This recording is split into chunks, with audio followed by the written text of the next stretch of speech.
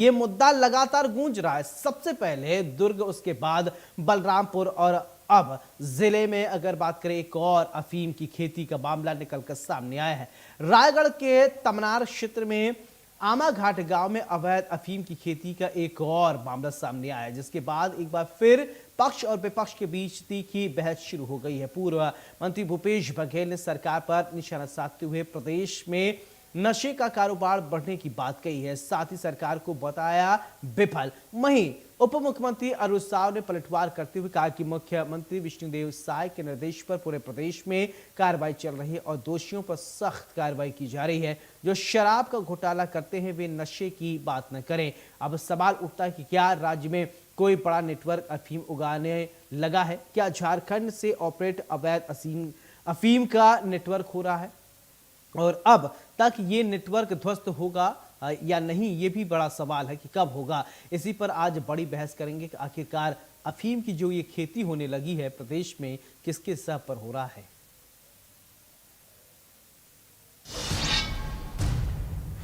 दुर्ग बलरामपुर जिले के बाद तमनार रायगढ़ में अफीम की खेती की जानकारी मिली है। भाजपा के सरकार में, विष्णुदेव की सरकार में, डबल इंजन के सरकार में पूरे छत्तीसगढ़ के लोगों को अफीम एक गैर कानूनी और तेज नशा वाले खेती की तरफ पूरे छत्तीसगढ़ को धकेलने का काम ये सरकार कर रही है। अभी एक अपुष्ट जानकारी मिली जिसमें मुझे नगरी सिहावा में भी अफीम की खेती की जा रही है। अभी पता चला है कि भाजपा का बड़ा नेता जिसके फार्म हाउस है और फार्म हाउस के बीचों बीच 20 एकड़ ज़मीन में अफीम की खेती वो कर रहे थे और जैसे मैंने मीडिया के माध्यम से बात कही, तुरंत बुलडोजर लेके उसको नष्ट कर दिया गया। देखिए, अफीम की खेती का मामला दुर्ग में उजागर होने के बाद दुर्ग का भी मामला उजागर हुआ मुखबिर से सूचना पर। जैसे ही मुखबिर से सूचना मिली, उस पर त्वरित रूप से प्रशासन ने कार्यवाही की और उस मामले का प्रकाश में आने के बाद मुख्यमंत्री विष्णुदेव साय जी ने पूरे राज्य में जांच करने का निर्देश दिया, रिपोर्ट मंगाया और उस जांच के दौरान जहां जहां पर भी इस प्रकार की बातें आ रही है, कठोर कार्यवाही हो रही है। जहां तक कांग्रेस के आरोप का सवाल है, जिस कांग्रेस पार्टी के शासन में छत्तीसगढ़ नशे का गढ़ बना वो इस प्रकार की बात कहें और ये जो अफीम के पौधे निकल रहे हैं ये उन्हीं के लगाए हुए बीज के पौधे हैं, जिस पर विष्णुदेव साय जी की सरकार कार्यवाही कर रही है। नशे के किसी अवैध कारोबार को विष्णुदेव साय की सरकार में कोई छूट नहीं होगी और उस पर कठोर कार्रवाई होगी, मजबूत कार्रवाई होगी। अब पुलिस को मुखबिर से सूचना मिली कि इस इलाके में आमाघाट के इस गोपनीय तरीके से यहाँ पर अफीम की खेती की जा रही है। थाना प्रभारी पूंजी पथरा और तमनार इनकी टीम के द्वारा यहाँ पर कल शाम से ही मुखबिर की सूचना को तस्दीक करने के लिए यहाँ पर ये लोग आए और रात में जो व्यक्ति मार्शल सांगा है, जो कि सुषमा खलको का ये मायका है और ये अपने ससुराल में पिछले 10-12 सालों से रह रहा है, झारखंड से आके खूंटी जिले का रहने वाला है। ये यहाँ पर आके इस तरीके से झारखंड के कुछ और लोग इसके साथ शामिल है, मिलके यहाँ पर खेती कर रहे थे।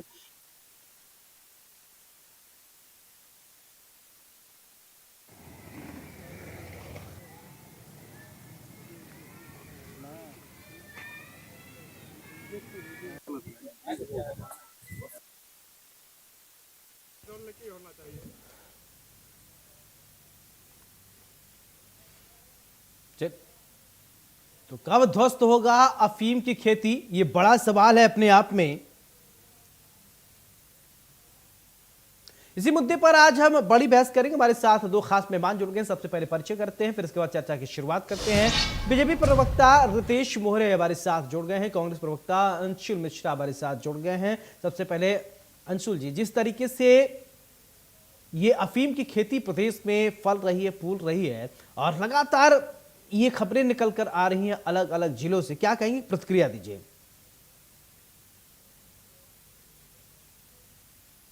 बेसबॉल से डंडे से कर्मचारी पर अटैक किया है और इसके बाद बीच बचाव करने आए एक व्यक्ति के सिर पर गंभीर चोट आई है। अंशुल जी। सिर पर गहरी चोट लगने के कारण पीड़ित। बोलिए अंशुल जी।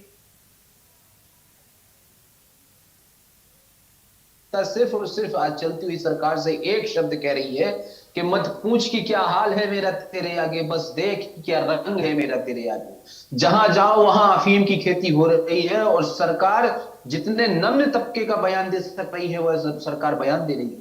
माननीय उप मुख्यमंत्री जी आज क्या कह रहे हैं? माननीय उप मुख्यमंत्री जी ये कह रहे हैं कि शराब का घोटाला करने वालों को यह अधिकार नहीं है, शराब का गढ़ बनाने वालों को यह अधिकार नहीं है कि नशे के बारे में वो एक शब्द भी कह सके। माननीय, हम विपक्ष में हैं और मैं आपको आंकड़ा प्रस्तुत करता हूं, रितेश जी से जरूर पूछिए कि पिछले 2 वर्षों में शराब का गढ़ किसने बनाया है? बीजेपी शासनकाल में बना हुआ है शराब का गढ़, क्योंकि पिछले 2 वर्षों में शराब का जो रेवेन्यू है वो 1000 करोड़ रुपए बढ़ गया।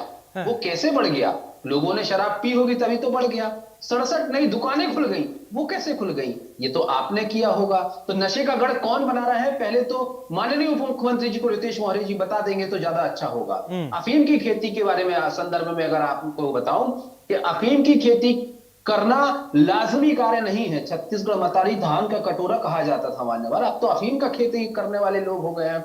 और बड़े बड़े बीजेपी के बड़े बड़े नेता जिनके बड़े बड़े फार्म हाउस होते हैं, उनके बड़े बड़े फार्म हाउस में बड़ी बड़ी खेतियां हो रही हैं। कौन सी? अफीम की खेती हो रही है। छत्तीसगढ़ जो है एक नए आयाम की ओर बढ़ रहा है। क्यों? क्योंकि अफीम की खेती हो रही है। छत्तीसगढ़ जो है नए नए आयाम गढ़ रहा है। क्यों? क्योंकि अफीम की खेती हो रही है। और सरकार क्या कर रही है? वह सिर्फ अफीम खा के सो रही है। और जब वह जाग रही है, विपक्ष उसे जगा रहा है, तो विपक्ष के ऊपर ही उंगली उठ रही है। इससे यह सिद्ध हो जा रहा है कि यह जो सरकार है वह मद के मद में मदमस्त हो चुकी है, अफीम के मद में मदमस्त हो चुकी है। सिर्फ और सिर्फ मोटा माल कमाना है, राम राम जपना है और मोटा माल अपना है, इसी परिपाटी पर काम करते हुए आ रही है। लेकिन हम कांग्रेसी हैं, हमारा सुंदर पुराना इतिहास रहा है। छत्तीसगढ़ मतारी के आंचल पर कोई भी दामन पर आग लगाने का काम करेगा या दाग लगाने का काम करेगा मोहतर आदरणीय, तो एक एक कार्यकर्ता वहां पर खड़ा हो जाएगा। और चाहे वो अफीम की खेती हो, चाहे वो नशा का कारोबार हो, चाहे कोई भी ऐसा कृत्य है जो छत्तीसगढ़ मतारी के खिलाफ है,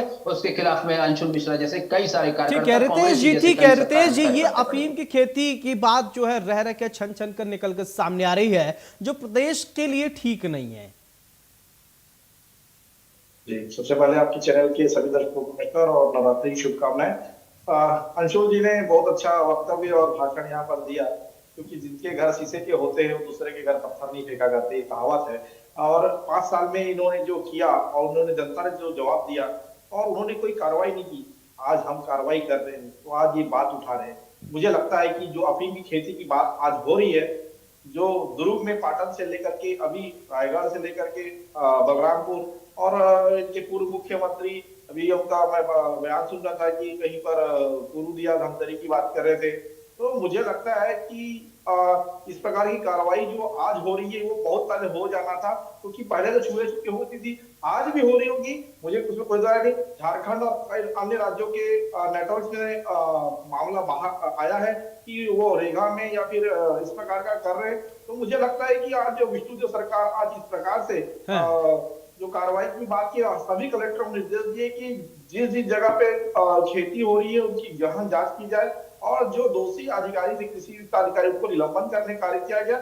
निश्चित रूप से छत्तीसगढ़ में भारतीय जनता पार्टी की सरकार सुशासन का रूप में काम कर रही है, आज नक्सली खाते की ओर है। निश्चित रूप से हम छत्तीसगढ़ में इस प्रकार के नशे, जो अवैध नशे जो होते हैं, अफीम है, गांजा है, या फिर जो जिसकी अनुमति सरकार नहीं देती, निश्चित रूप से उसको हम कार्रवाई की बात करें। अंशुल जी की शराब की, तो मैं आपको बता देना चाहता हूं, हमने शराब, हम बिल्कुल सरकार बेच रही है, लेकिन हमने वादा नहीं किया कि हम शराब बंदी करेंगे। इन्होंने तो वादा किया, ऊपर से इन्होंने पैसे के घोटाले भी किया। तो मुझे लगता है कि हम रेवेन्यू बढ़ा रहे हैं इसलिए कि हम महादाई बंधन योजना में पैसा खर्च करते हैं, हम किसानों को उसका बकायदा देने का काम करते हैं, न कि उनके पहले जो है इन्होंने किसानों को हम 4 किस्तों में पैसा देने का जो बात उन्होंने वादा किया, या युवाओं को बेरोजगारी भत्ता देने के नाम में उन्होंने ठगा, ये हम आज हम नहीं कर रहे।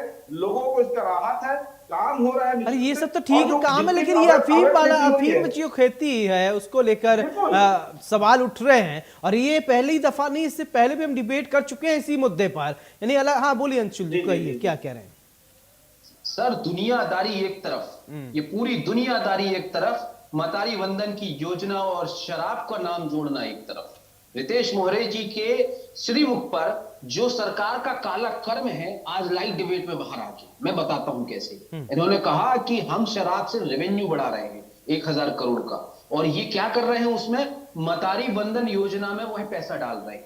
मतलब पति को शराब पिला रहे हैं और पत्नी को 1000 रुपए दे रहे हैं। गजब का सुशासन चला रहे हैं, गजब की सरकार चला रहे हैं। ये आपके काले कर्म जो है वो सामने आ गया है। बहुत बहुत धन्यवाद। और ये अच्छी बात है, ये मैं तो भूल ही गया था, बहुत अच्छी बात है। मैं कंप्लीट कर रहा हूं, मैं बीच में नहीं बोल रहा हूं। रितेश जी आपने बहुत अच्छी बात कही कि हमने वादा नहीं किया था, हमने ये थोड़ी ना कहा था कि हम शराब नहीं पिलाएंगे। ये चीज अरुण साहू जी को बता दीजिए ना कि आपने वादा नहीं किया था। अरुण साहू जी तो यह कह रहे हैं ना कि हम नशा के खिलाफ में खड़े हुए हैं, शराब पिला के नशा के खिलाफ में खड़े हुए हैं, रेवेन्यू बढ़ा के नशा के खिलाफ में खड़े हुए हैं, कि अफीम उगा के शराब के नशा के खिलाफ में खड़े हुए। खड़े कैसे हुए रितेश जी? अब इन्होंने कहा कि ये जो सरकार है अभी तो हम कटाई कर रहे हैं, पहले 5 वर्षों में इनके कार्यकाल में जो अफीम की खेती हुई है उसके ऊपर कार्रवाई हो जानी थी, तो ऐसा नहीं होता। सरकार उस समय आप जो थे ना, जो आज हम हैं वही आप थे, अर्थात आप विपक्ष में थे। विपक्ष का नैतिक धर्म होता है कि अगर सरकार कार्रवाई नहीं कर रही है ना तो उसके खिलाफ में खड़े हो जाना। आप मुझे ये बताइए कि पिछले 5 साल में आपके पास अफीम की खेती के कितने प्रकरण आ गए, और आपने उसमें कितने जंगी प्रदर्शन कर दिए, और आपने उसमें कितने कर्म कर दिए? आपने कौन से सदन में इस बात का आरोप लगा दिया? क्योंकि पिछले 5 साल में अफीम की खेती हुआ ही नहीं करती थी।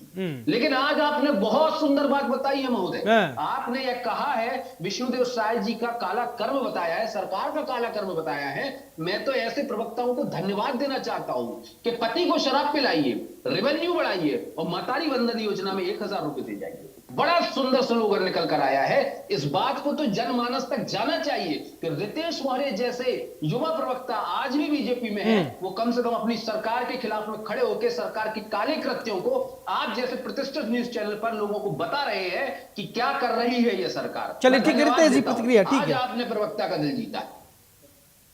बातों को घुमाने का पुरानी परंपरा है कांग्रेस के नेताओं का, है ना। मेरे वक्तव्य का उल्टा मतलब निकाले या फिर और भी वही नेताओं का सही मतलब आप बता दीजिए। चलिए एक सेकंड, आप सही मतलब बता दीजिए। मैंने गलत बताया तो आप सही बताइए। शराब बिक्री पहली बार हो रहा है क्या? शराब बिक्री पहले से हो रहा है। मैंने बोला कि हमने जन भोक्ता पत्र से वादा नहीं किया, जो पैसा आता उसका सदुपयोग हो रहा है, ना कि कांग्रेस जैसे आपने क्या कहा वो बता दीजिए, मैं आपको बीच में इंटरप्ट नहीं करूंगा। आप बताइए क्या कहा। खेती के खिलाफ है, हम अफीम की खेती के खिलाफ है, अवैध जो जितने भी नशे के कारोबार उसके खिलाफ है। लेकिन जहां पर बात आती है कि जो शराब घोटाले की, मैं आपको बता देना चाहता हूँ किस प्रकार से छत्तीसगढ़ को सेंध मारने का। अरे सर आपने अभी क्या कहा, मतारी बंधन योजना में शराब के रेवेन्यू का पैसा दे रहे हैं हम, आपने ये कहा ना, ये मैं कौन सी गलत बात है? आप बताइए। तो आप दे रहे हैं ना, भला कर रहे हैं। अरे अच्छा ये ठीक है। अच्छा ये बताइए रितेश जी ये जो समस्या है उसको कैसे समाधान किया जाए? ठीक है, इधर उधर का आरोप लगाने से अच्छा है कि समस्या के समाधान पर बात कर लेते, जो बीमारी है उसके ट्रीटमेंट की बात कर लेते। ठीक है, इधर उधर की बात करने से क्या रखा गया है रितेश जी? जी देखिए, हम बिल्कुल जो अवैध जो अफीम की खेती हुई है या फिर इसके ऊपर जो पकड़े गए उस पर कार्रवाई कर रही है सरकार, और जो उसमें दोषी है चाहे किसी भी राजनीतिक दल का व्यक्ति हो उसको जेल भेजने का भी काम कर रहे हैं। इसके पहले भी जो हुआ इस पर कार्रवाई हुई है। हमारे मुख्यमंत्री जी ने बकायदा विधानसभा में इसका वक्तव्य दिया था प्रेस कॉन्फ्रेंस के माध्यम से, और सभी कलेक्टरों की कॉन्फ्रेंस मीटिंग लेकर के उनको दिशा निर्देश जारी किए कि आने वाले समय में इसकी 1 हफ्ते 15 दिन में इसकी पूरी जांच करके रिपोर्ट बना करके प्रस्तुत करें। तो मुझे लगता है कि थोड़ा समय इनका इंतजार करना चाहिए। ऐसे जो भी अगर अवैध कारोबार होंगे बिल्कुल समाचार पत्रों और न्यूज़ के माध्यम से बिल्कुल उजागर होंगे, और जो भी इसमें संलिप्त होगा बिल्कुल दोषियों पे कार्रवाई होगा। छत्तीसगढ़ सरकार इस पे बिल्कुल कार्रवाई करने के लिए बाध्य है।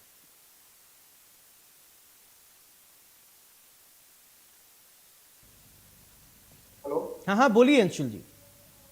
जी मैं आपको जवाब देता हूं। आदरणीय प्रवक्ता महोदय ने कहा कि हम कार्यवाही करेंगे, आगे 15 दिन का समय हमें और दे दीजिए, और जो भी राजनीतिक दल का व्यक्ति होगा उसे अंदर कर देंगे। बिल्कुल आपके कलेक्टर आप ही का तंत्र है, सरकार आप ही का तंत्र है, सरकार का तंत्र होता है।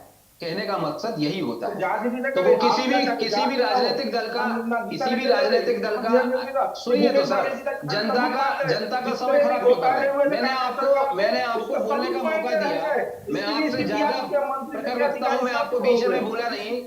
सौरभ जी ने शांत करिए पहले आप। इन्होंने यह कहा है कि किसी भी राजनीतिक दल का आदमी हो उसे जेल की सलाखों में भेजने का काम हम अवश्य करेंगे। सर, किसी भी राजनीतिक दल का आदमी नहीं है, सिर्फ और सिर्फ बीजेपी एक राजनीतिक दल है जिसका वह आदमी है, यह आपको स्पष्ट कर दूं, पहली बात। दूसरी बात, इसका ट्रीटमेंट आखिर क्या है, समस्या का समाधान क्या है? समस्या का समाधान जो है आरोप और प्रत्यारोप लगाना नहीं है। समस्या का तो आज दिनांक में सिर्फ एक ही समाधान बचा है। समस्या का समाधान सिर्फ और सिर्फ इतना है कि ये जो सरकार, निकम्मी सरकार है, उसे उखाड़ फेंकना है। इन्होंने कहा कि आने वाले 15-20 दिन में चीजों की व्यवस्थाएं ठीक हो जाएंगी, कंप्लीट। अरे अभी तो अफीम की जो खेती है उसको उखाड़ के फेंका जाए, वो तो बहुत दूर की बात है। सुनिए, मैं बता रहा हूं ना, विषय दूर और पास का नहीं होता है, समय कब निकल जाता है किसी को पता नहीं होता है। सरकार, इस बात को बहुत ध्यान से रखिए। सत्ता किसी की मोहताज नहीं होती है, आती है और जाती है, इस बात को भी ध्यान रखिए। ट्रीटमेंट सिर्फ इतना ही है। और अभी रितेश मौर्य जी ने बताया ना कि अरुण साहू जी ये कहना चाहते थे कि हम छत्तीसगढ़ को नशा मुक्त करना चाहते हैं। अब रितेश मौर्य जी ये कह रहे हैं कि हम उस पर कार्रवाई करेंगे और आने वाले 15 दिन में करेंगे। तो यह जो अफीम का मामला है, वो कितने दिन हो गए इसको कार्रवाई किए हुए?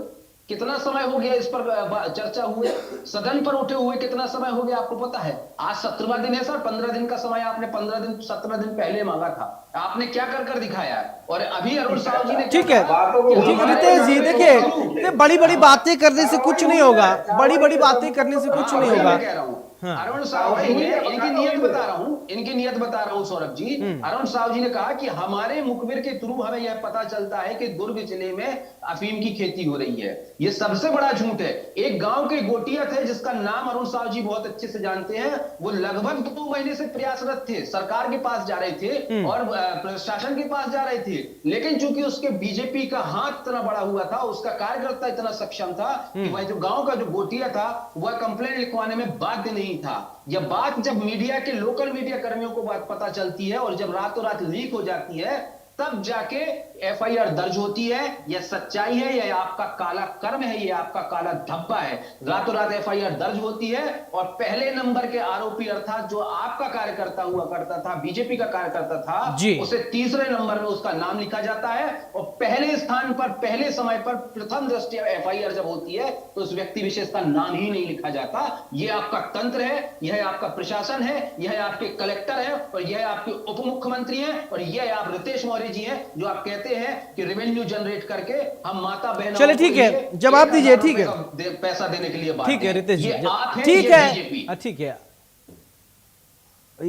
ठीक है, प्रतिक्रिया दीजिए और फाइनल कमेंट होगा। ये जो आरोप लगे हैं उनका जवाब दीजिए रितेश जी। देखिए, ये आरोप निराधार है बिल्कुल। इनके जो नेता, इनके प्रवक्ता जो, अरे राम कितना, क्योंकि अभी जो विधानसभा हो रही है, यार राम कह रहे हैं, लेकिन राम मंदिर नहीं जाते हैं अयोध्या में आप लोग।